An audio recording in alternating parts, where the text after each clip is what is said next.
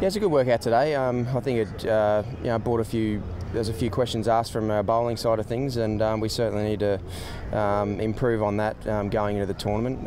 England were able to get momentum pretty early and were able to keep it through their whole innings. So in the end, for us to be able to bat pretty well, to be able to get pretty close, I think from the batting side of things is a pretty good effort. But we certainly just need to up the tempo a bit with our bowling side of things, because we can't afford to be able to, especially up the extras, some wides and that sort of thing. In a big tournament like this, we can't really afford to be able to do that. What certainly is that control is going to be very important. With the ball swinging around a bit, it obviously means there's more opportunities to be able to take wickets and challenge a batsman's technique in a 2020 game. But it also means that it's a little bit harder to control as well. So that's something that we just need to make sure we get right, because it is going to be a big thing for us to be able to make sure we do control that new ball and make the most of it.